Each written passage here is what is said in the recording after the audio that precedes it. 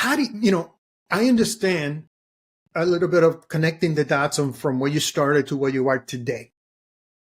But how do you know to do that? How did you prepare to be in the role that you're in right now? There's no straight path, right? Let me give you my perspective, and you can tell me if I'm wrong. Okay. I think that part of your success has been because you're just self-driven.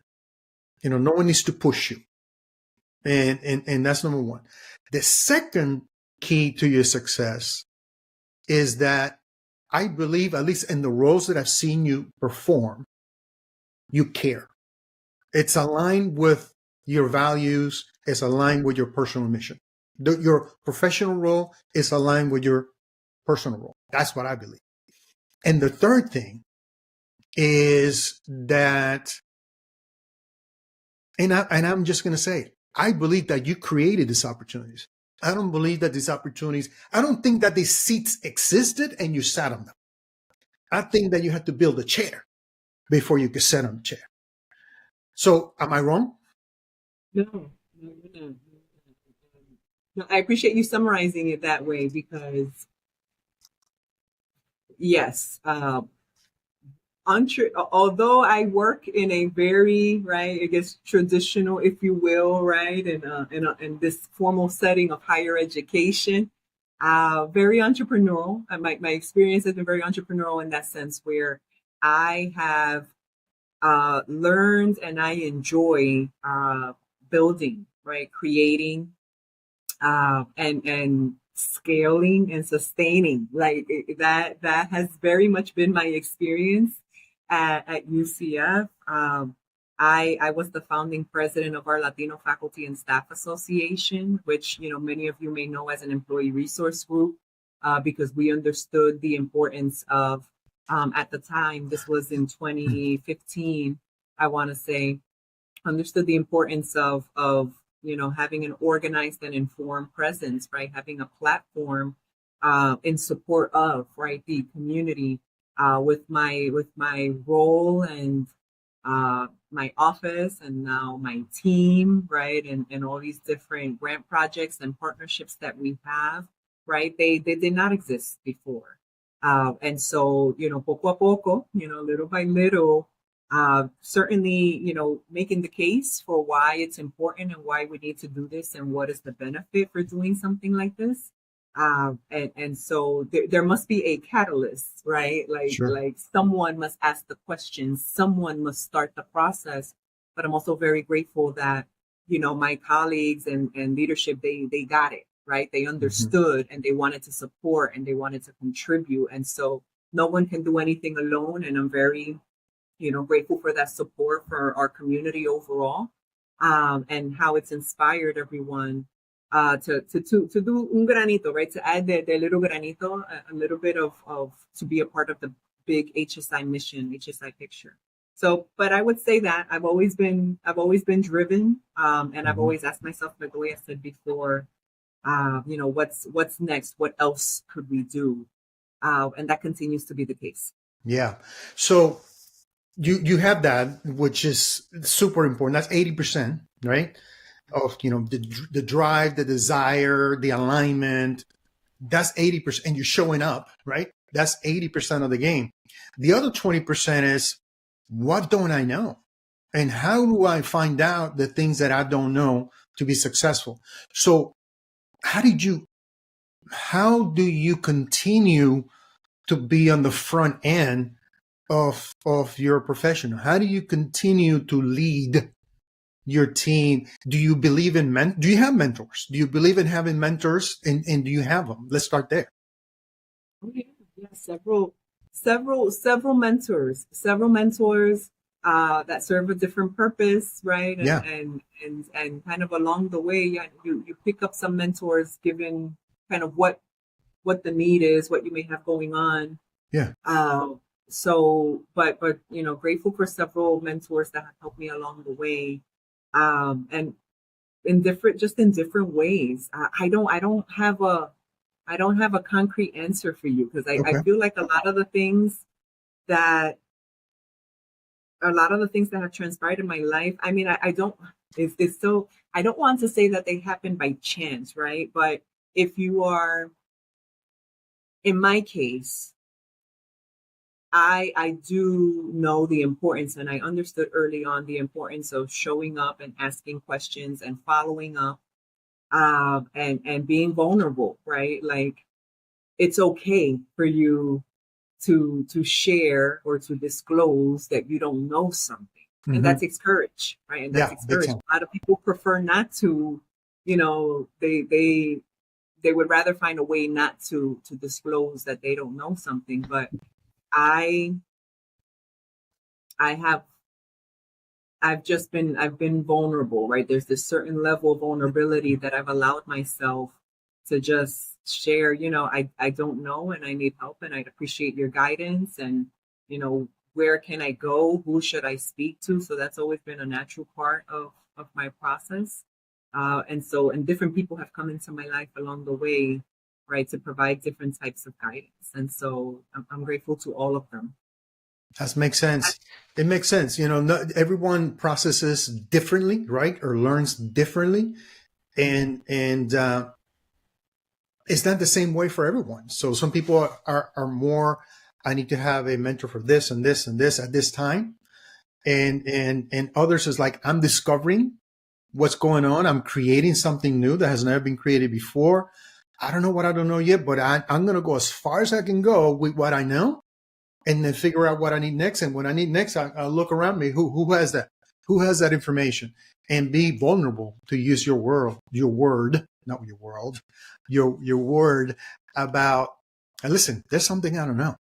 And maybe you can help me. So mentors along the way, inside and outside of academia, or just inside of academia?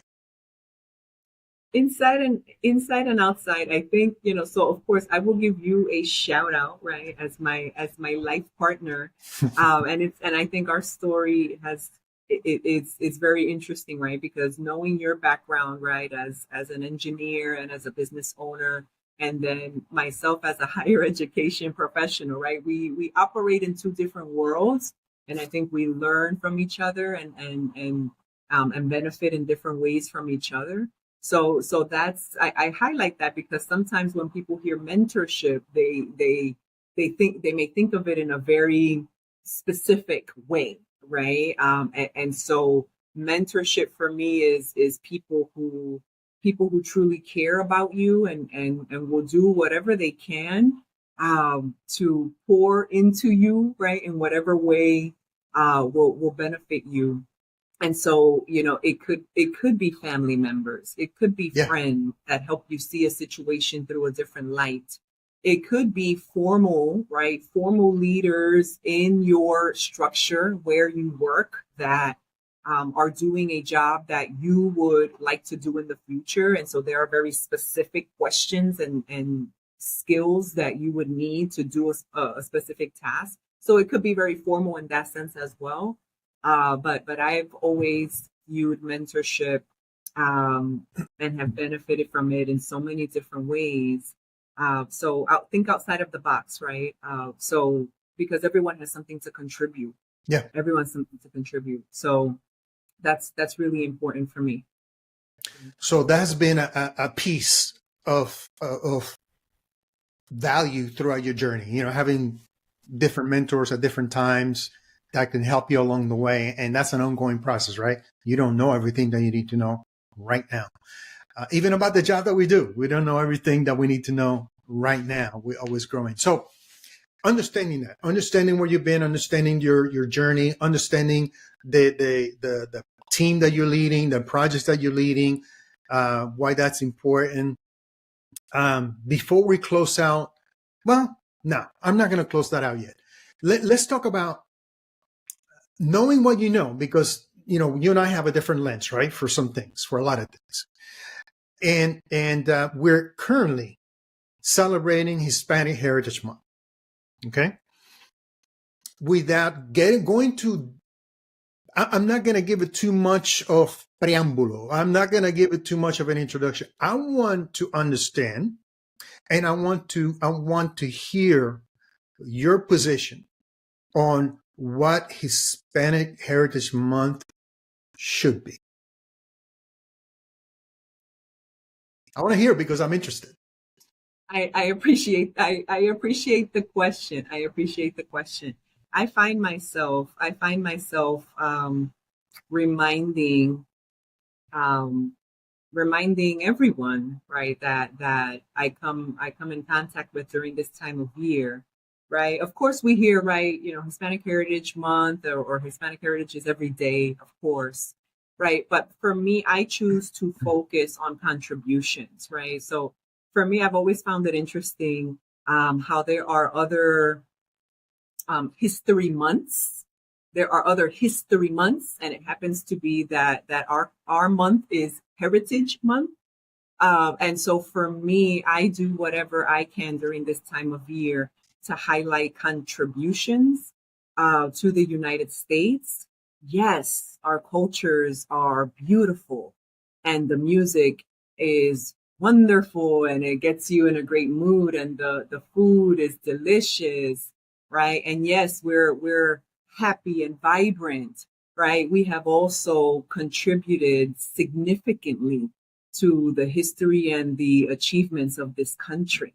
And so for me, during Hispanic Heritage Month, I think about that, and I choose to have those types of conversations, um, right? Because it's okay for us to celebrate all of the fun things and what makes us who we are, right? Our culture is or our cultures, right? Because several, it's not singular. Our cultures are beautiful.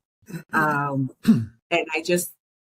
I encourage all of us during this time of year to really have more conversations, right? On the trailblazers, right? Latino, Latina, Latine trailblazers in this country, who have really made it what it is, right? We've contributed to the success of the United States, and so let us focus on that.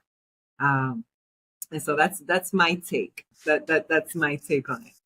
We're not that dissimilar. I didn't want to give my point of view before you gave yours because then, it looks like I'm leading the witness.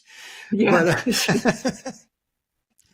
But but what I try to do and encourage others, particularly Latinos that have been in the U.S. for a long time, like I have and like you have, is look, man, let's look at the fact of the matter. We have we may continue to make amazing contributions when it comes to culinary and arts and entertainment. No doubt about it. And that's kind of the leading domino, right? That's the thing that most people land on when you think of Latino, Latina, etc. But I encourage all of us, Latinos in the U.S. particularly, to learn our history, to revisit our history in this amazing country, and learn about those próceres, those statesmen and women that have made amazing contributions over the last 400 years in the U.S. Those who have had an amazing impact, not only in sports and in music, but also in government, in military, in entrepreneurship, in running large Fortune 500 companies. Who sits on the boards of these Fortune 500 companies? We don't have enough representation there, but the small representation that we have didn't get there by chance. That didn't just fall on top of the mountain. Learn their stories. So because we can only become what we can see, right? So if we don't see it right away, it doesn't mean that they're not there. It means we're gonna look harder to find those examples. The fact that we have a Supreme Court justice, Justice Sonia Sotomayor, that is a big deal, okay? And why is that not highlighted during Hispanic Heritage Month? So there's a lot of things that we need to be the biggest ambassadors and of contribution, right? And while we continue to contribute to the well-being of everyone in North America. So it's up to us to become better aware, increase our level of awareness, increase our level of education, and become a true ambassador of what it is to be Latino, Latina in the U.S. Because if we don't tell our story, somebody else is going to tell it, and they may not have it right, and they may not be vested in getting it right. That's my experience. So I do what I can, and I know that you do what you can, but I think we need to enlist other people to do more of what they can, especially during Hispanic Heritage Month, which is September 15 through October 15. And by the way, I don't know about you, but I'm Latino all year round. It's not just during those 4 weeks. Absolutely. And if I may add, right, or if I may add, the importance, this question and this portion of the conversation today just makes me think of other conversations that we've had in the past, right, about really positioning ourselves, right, as a community of value. So I'm a sociologist by training. So sociologists, we study society and systems and how we operate, right, as a whole. That's kind of how we that's what we study, society and how it functions. Um, for me as Latinos, as a community, I will continue, and especially right all year around, especially this time of year, I encourage us to really, uphold right who we are as a community and the value that we bring. And I say that because often, right, from a marketing standpoint, we talk about right purchasing power and how Latinos, they spend all this. I'm sure you have more of the figures on that, right? But we know that there's strong purchasing power, and so everyone's looking to sell to Latinos, right? Yep. But let's also think of ourselves as thought leaders, right? We are leaders, right? We are leaders in this space. And we should continue to do more, right, to promote how we contribute, right, to the big picture. So don't only think of us as customers, right? We are and should be with you along the way, making decisions that matter and investing in the way forward. So that's something that comes to mind for me as I think about how we reframe the narrative. And I think we do talk about this a little bit, but we certainly don't talk about it as much as we should be. Not enough. Right? Everyone's interested in la fiesta, right? Like in the party. And that's not who we are as a people. That should not be the sole focus. But really those significant factors that have contributed to how we have moved things forward. And just pride. I think about pride, right? I am very fortunate in my upbringing to I'm just very proud in knowing my history, and not just because I went to college, but just in my family. Like we were very proud and are proud Puerto Ricans. So I never felt like I had to downplay who I was and where I came from. It was challenging at times in certain spaces. Don't get me wrong, right? Don't get me wrong, because there are certainly pressures out there to, to conform to a particular space or particular behaviors. But for me, I've always been a proud Puerto Rican. I will continue to be a proud Puerto Rican. And I invite others to learn about my history and my culture because it has value. And so I chose to acculturate, not assimilate. Yep. No judgment. Those are personal decisions, right, that are informed by your respective journeys. But I always brought my culture into my spaces. So I walk into meetings all the time and I say, buenos dias, y cómo estás? And everyone kind of looks, sometimes they'll look at me, I'll get a weird look, but they try. They're like, buenos dias, they try, right? So they're looking at their calendars going, is this Hispanic Heritage Month? Yeah, no. And it's April, right? Exactly. But every day that is a part of, right? Like I do not take it, it's not lost on me. I don't take it lightly that I am one of the few Latinas that have been able to earn a doctoral degree. And with that comes an immense amount of responsibility. So for those who don't, right, I want everyone to understand that for those of us who are afforded certain opportunities, right, there, whether you like it or not, right, there is a responsibility, right, Yeah. that comes along with, right, representing, right, and it's a heavy feeling at times, Mm-hmm. right? But I most of the time I am, very happy to be that representative and to uplift my community in spaces where I may not see myself as much.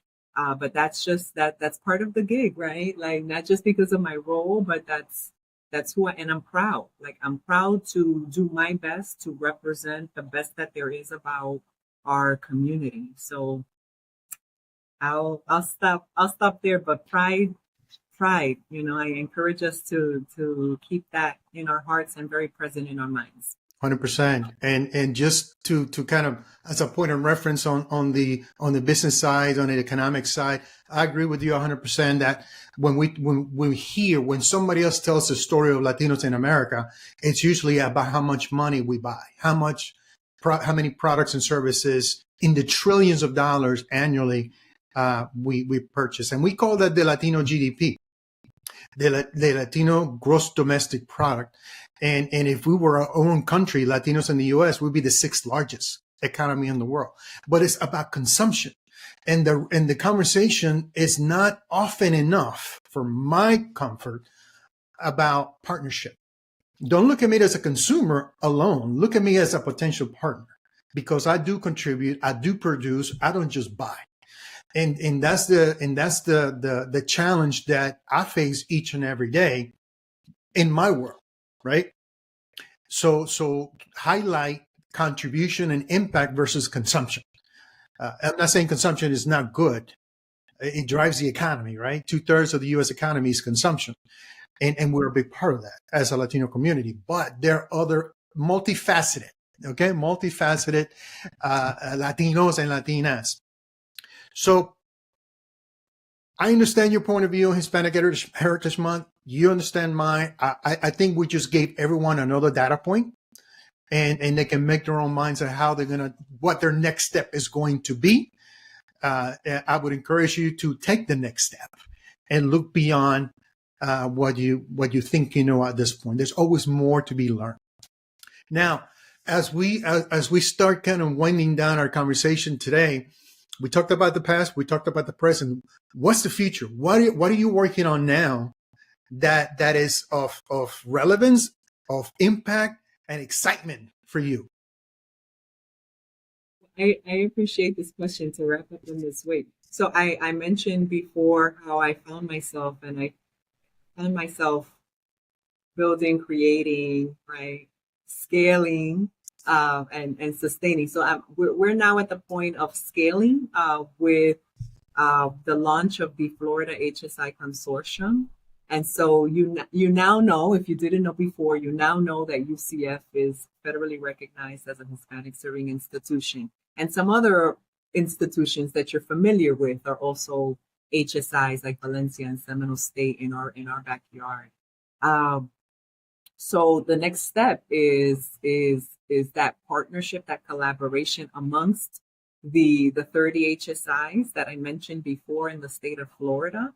And so I'm very happy to be the originator and co-founder of the Florida HSI Consortium that recently launched. And we are going to get all of the HSIs in the state of Florida together to have conversations about how we can work together to really identify and deliver on some concrete goals, right? So how can we tell the story of HSIs in the Southeast? Because a lot of the overall story or what we know about HSIs is primarily told from a West Coast point of view. And so Why? we should be telling why, because right, the literature that exists, right, the information that exists from HSIs, historically speaking, right, HSIs have been present in the West Coast for a longer period of time historically. And so we know that the majority are Mexican, American, Chicano, right, leaders who brought attention to the fact that there were more, right, I Latino see. students in their schools. And that something should be done about that from a congressional, right, from a federal standpoint, that there should be something in existence that will legitimize, right, these institutions that have so many Latino students. So a lot of people are familiar with HBCUs or historically Black colleges and universities, right? HSIs not as much, but the history, the origin of HSIs has been told from that point of view on the West Coast, Mexican American Chicano point of view.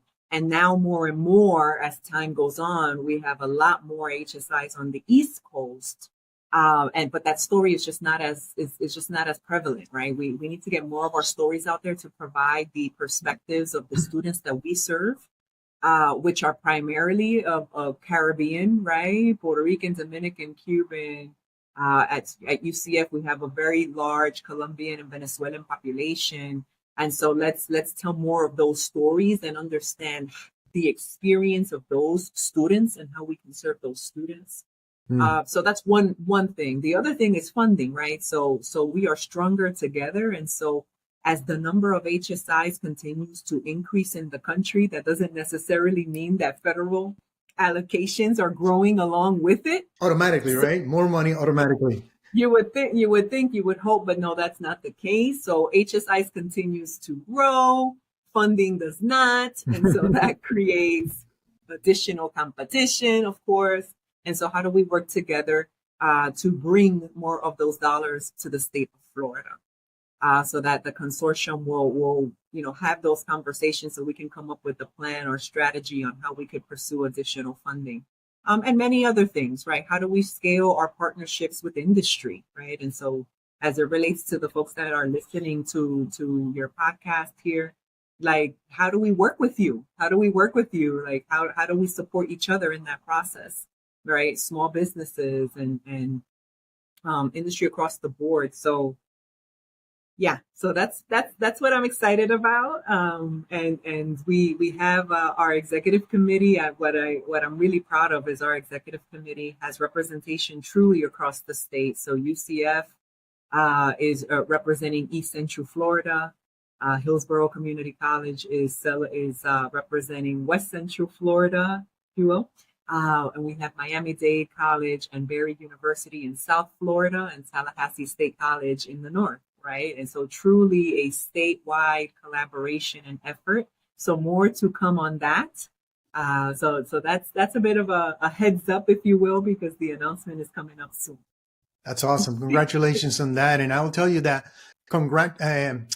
collaboration is currency. So we can achieve great things with and through others. And here's another example of what is possible when you join similar interests aligned with one mission. And again, with the intention that everyone benefits, we can go further and faster together. So that's the consortium.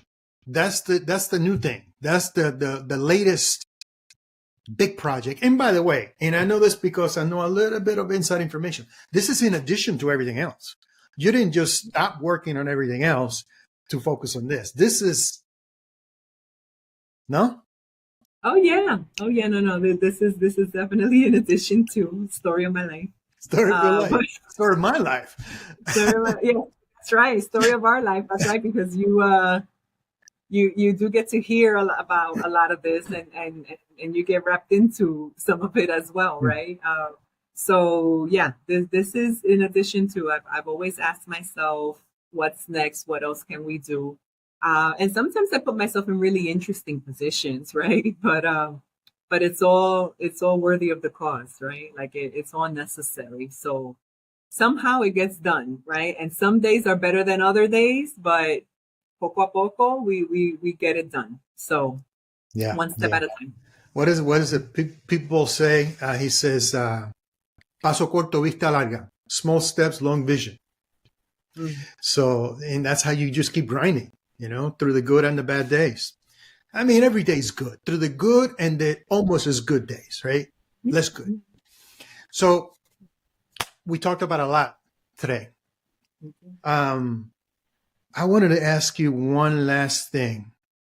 Oh, I know what it was.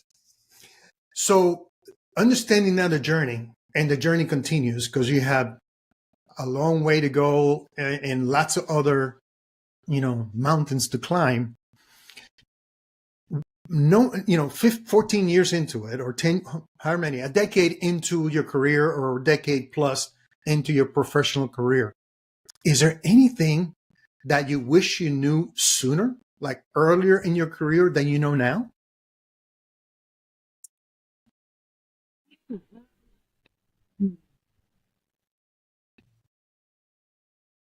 Or perhaps that you had done sooner? Yeah, I would. So what I would say for that, what I've learned along the way, and I think I've been pretty good about this, but what I could have done more of, or maybe learned sooner, I mean, I'll just emphasize two things. Well, one, if I knew then what I knew now, right, I would have traveled a lot more. And I got to travel. I mean, when I was in college, I studied abroad. I went to Europe, and I was living my best life, right? I was like 20, and I was in Spain and Portugal and France, and so that was a beautiful, life changing moment for me, right? And so I was very fortunate to have had that experience. So I did get to do some travel, but if I knew then what I knew now, then I probably would have secured additional resources to do more of that. Even if it was a loan, because I was not shy of loans, right? I always that's part of the conversation, like sometimes with our students, and as we have these conversations in general about the value of higher education, I always saw it as an investment. So even if I had to take out a loan, I was like, if it's going to get me there, I will figure it out later, right? And that worked out for me. I understand it doesn't work out for everyone, right? You have to be very smart about how you do it. But I never let funding or money get in the way of something that I really wanted to do, There you right? go. Something that was that would be a benefit for me, a benefit to me. So yeah, I was like, okay, going to Spain, take out a loan, figure it out later, and I don't regret that in any way, sense of the word. So it's an investment. So whatever those investments, right, in yourself, then I encourage that. And then of course, the importance of relationships is key, and I know you've talked about this before, right, with others.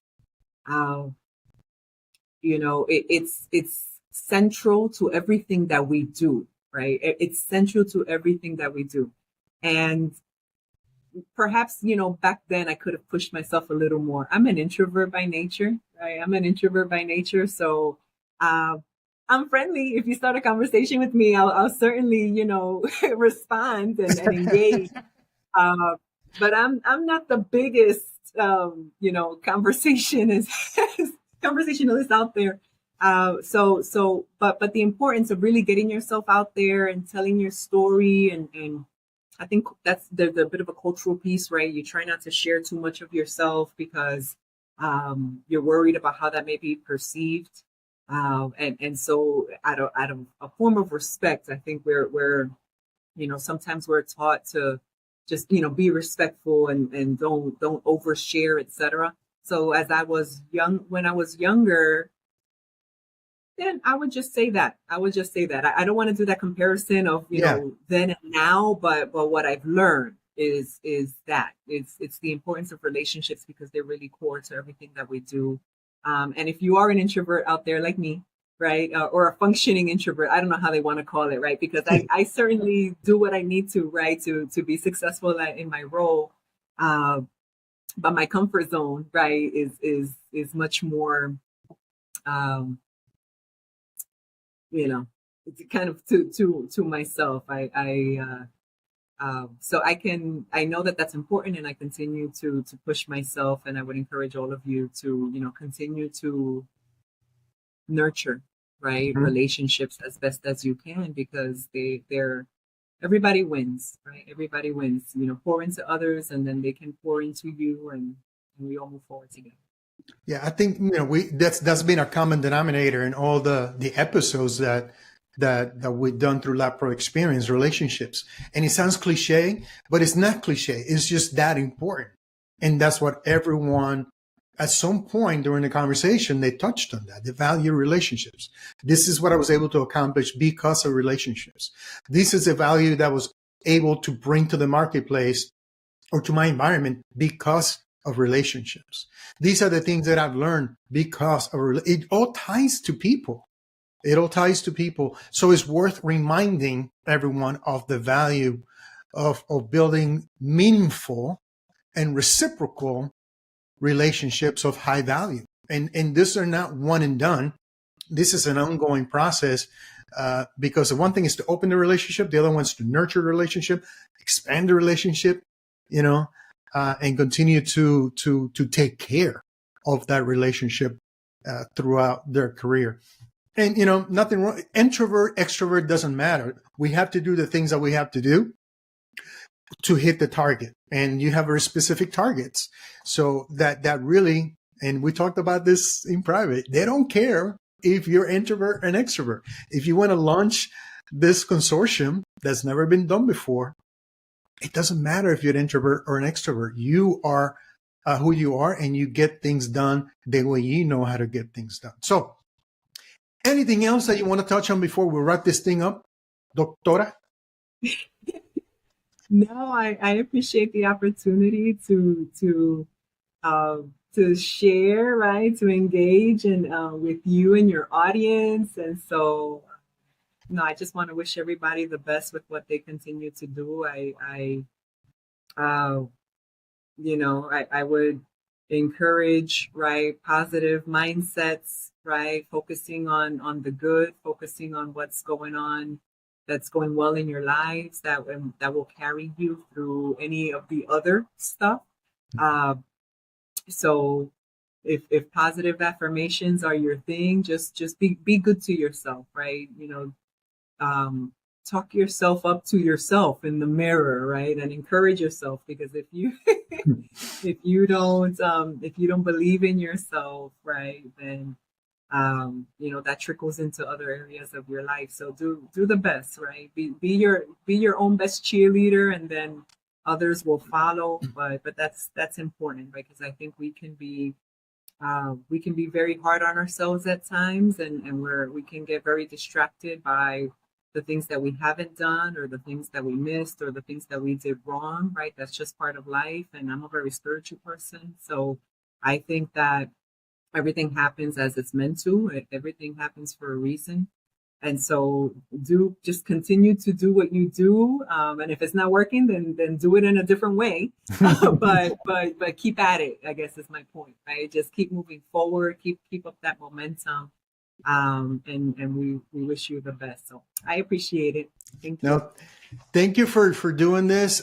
We've been talking about this for a long time. I'm glad that it finally happened. Like I said before, it took 11 years for this collaboration to happen. And boy, was I worth it. And I want to thank you for your time, for being so giving and transparent with everyone who listens to LatProXperience. And remember that our purpose is to have conversations like this where we highlight success stories. We highlight what is possible.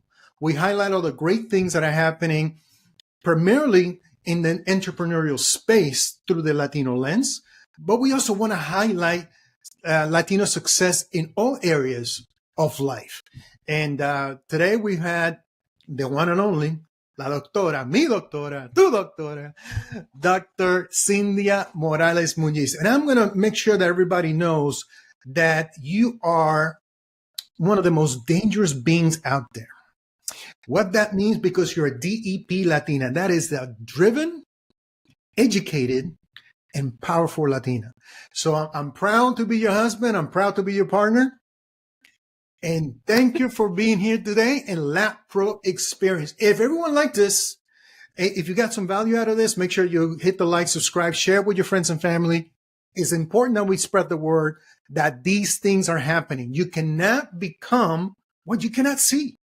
Before you can become, you have to see it. So that's the value of representation.